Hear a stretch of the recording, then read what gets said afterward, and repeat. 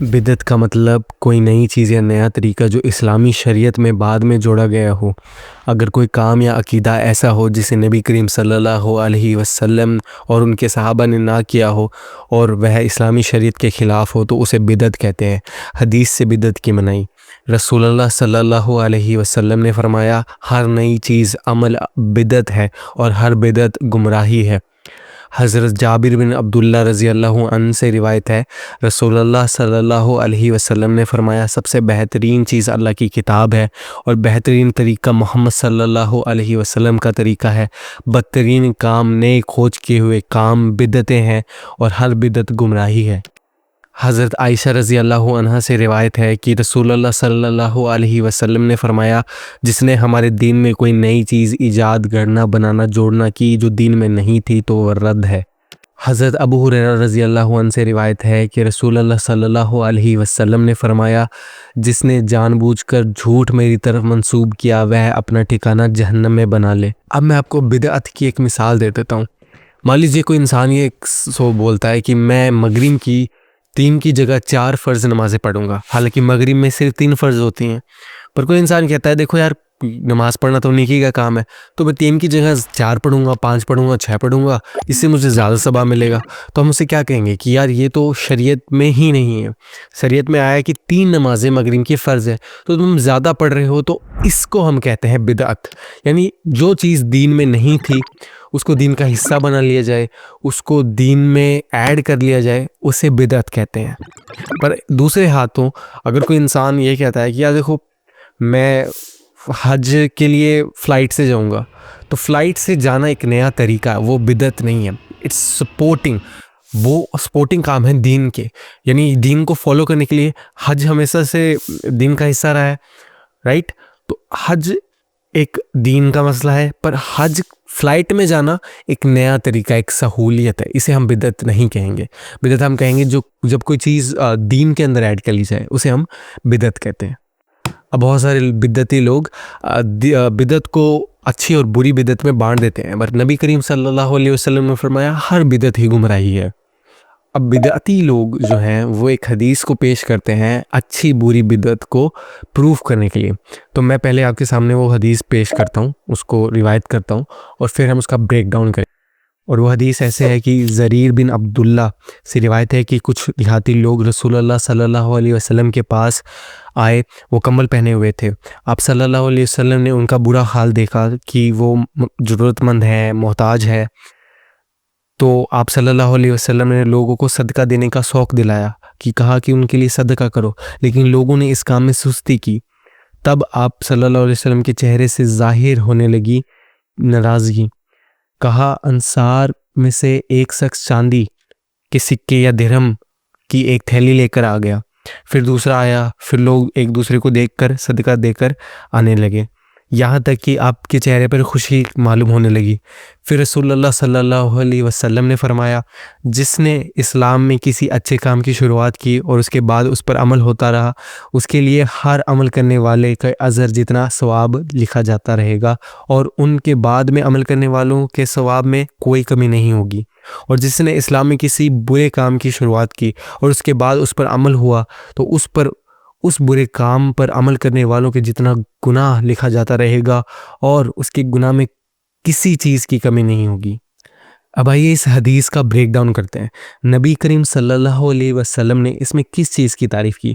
اس حدیث میں ایک نیک عمل صدقہ دینا کو پہل کرنے والے کے لیے ثواب کی بات ہو رہی ہے اور اس کی تعریف ہو رہی ہے۔ یہ عمل خود شریعت میں ثابت ہے، شریعت سے ثابت ہے، نیا دین نہیں ہے۔ کیا یہ بدعت کو سپورٹ کرتا ہے؟ نہیں، کیونکہ بدعت وہ چیز ہوتی ہے جو عبادت میں نبی کریم صلی اللہ علیہ وسلم کے طریقے سے الگ ہو اور اسے دین سمجھ کر اپنایا جائے۔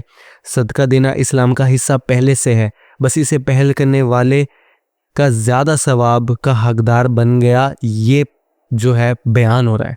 نیا طریقے کے حق میں کیسے ہے؟ اس حدیث میں ورڈ ہے سنت کا، جو دین میں اچھے سنت ایڈ کرے۔ اب سنت سے نبی کریم صلی اللہ علیہ وسلم کی سنت نہیں ہے، سنت عربی لنگوسٹک میں سنت کا مطلب ہوتا ہے طریقہ۔ تو جو اچھے طریقے سے اسٹیبلش دین، جو موجودہ دین ہے، اس کو عمل میں لائے اور اس کے لیے سہولیت پیدا کر لے، یا کوئی اور طریقے سے دین کو پریکٹس کرے پر اسٹیبلش دین کو ہی پریکٹس کرے، اس کے سپورٹ میں یہ جو ہے حدیث ہے۔ اگر کوئی ایسا نیک عمل کرے جو پہلے سے نہیں کیا گیا لیکن وہ شریعت کے دائرے میں ہے تو یہ حدیث اس کے حق میں جاتی ہے۔ جیسے کوئی اسکول بنوائے تاکہ بچے قرآن سیکھیں، یا کوئی اسلامی کتابیں چھپائے، یہ سب نئے طریقے ہو سکتے ہیں لیکن شریعت کے خلاف نہیں ہے، یہ نیا دین نہیں ہے، یہ دین کو سپورٹیو کام ہے۔ اب میں آپ کو بتاتا ہوں کہ نئے اچھے طریقے اور بدعت میں ڈفرینس کیا ہوتا ہے۔ نئے اچھے طریقہ اس کا مطلب ہوتا ہے اگر کوئی نئی چیز اسلام کے احکام شریعت کے خلاف نہ ہو اور دنیا کے کاموں میں مددگار ہو تو یہ بدعت نہیں بلکہ ایک نئی سہولیت ہے، ایک نئی سہولیت ہے۔ جیسے مائک کا استعمال کرنا اذان دینے کے لیے، کتابیں چھاپنا دین کو، حدیثوں کو، قرآن کو آگے پہنچانے کے لیے، مسجد میں لائٹ لگوانا، یہ سب جو ہے اچھے نئے کام ہیں، یہ اچھے نیک کام ہیں جو دین میں شاید پہلے نہیں کیے گئے ہوں۔ پہلے لائٹس نہیں تھی، بلب نہیں تھے، بٹ اب ہے۔ تو صدقہ دینا دین کا حصہ ہے، اور اس صدقے کو میں نے مسجد میں پنکھا لگا کر، پہلے پنکھے تو نہیں ہوتے تھے پر میں اگر آج پنکھا لگاتا ہوں تو یہ دین کو سپورٹیو صدقہ دینے کا ایک نیا طریقہ ہے۔ پر بدعت کیا ہوتا ہے؟ بدعت اگر کوئی نیا طریقہ عبادت میں جوڑا جائے اور اسے اسلام کا حصہ بنا دیا جائے جبکہ نبی کریم صلی اللہ علیہ وسلم اور صحابہ نے ایسا نہ کیا ہو تو وہ بدعت کہلائے گا۔ جیسے نئی طرح کی عبادتیں بنانا، زبردستی کوئی نیا عمل اسلام میں شامل کرنا، کسی خاص طریقے کے نئے نماز شروع کر دینا، نئی نماز شروع کر دینا، جیسے کہ نماز غوثیہ۔ میں ایک رسالہ پڑھ رہا تھا، اس میں نماز غوثیہ کا ذکر تھا کہ ایک نماز ہوتی ہے جو 1400 سال پہلے نبی کریم صلی اللہ علیہ وسلم نے نہیں سکھائی، صحابہ نے نہیں کی، تابعین نے نہیں کری، تبع تابعین نے نہیں کری، پر بہت ٹائم بعد جا کر، کئی صدیوں بعد جا کر کچھ لوگ ہوئے، انہوں نے دین میں نماز غوثیہ کو ایڈ کر دیا اور اس کو فیض حاصل کرنے کا، مدد حاصل کرنے کا، زندگی میں سکسیس حاصل کرنے کا ذریعہ بنا لیا، اس کو دین کا پارٹ بنا لیا۔ اس کو کہتے ہیں بدعت۔ جو لوگ نئی نئی رسمیں اور تہوار اسلام میں شامل کرتے ہیں یا ان رواجوں کی پیروی کرتے ہیں جن کا شریعت میں کوئی آدھار نہیں ہے، کوئی بیس نہیں ہے، انہیں سوچنا چاہیے کہ کیا یہ واقعی دین کا حصہ ہے یا صرف بنائی گئی باتیں۔ اب میں کچھ اگزامپل آپ کو دیتا ہوں بدعت اور اچھے طریقوں کے ڈیفرنس میں۔ مسجد کے مائک اور لاؤڈ سپیکر لگانا ورسز درگاہ پر چادر چڑھانا۔ مسجد میں مائک اور لاؤڈ سپیکر لگانا یا اذان اور تقریر کو دور تک پہنچانے کا ایک ذریعہ، وسیلہ ہے۔ خود اذان کوئی نئی چیز نہیں ہے، مائک صرف ایک ٹیکنالوجی ہے جس سے اصل سنت اذان کو بہتر کیا گیا ہے۔ درگاہ پر چادر چڑھانا یہ خود ایک نئی عبادت بنا دی گئی جس کا کوئی ثبوت نہ نبی کریم صلی اللہ علیہ وسلم سے ملتا ہے نہ صحابہ سے۔ دوسری مثال اسلامی کتابیں چھاپنا ورسز ولی کے عرس بنانا۔ اب اسلامی کتابیں چھاپنا پہلے ہاتھ سے لکھی جاتی تھی، اب پرنٹ کے ذریعے لوگوں تک پہنچائی جاتی ہیں، مقصد وہی دینی علم کو پھیلانا۔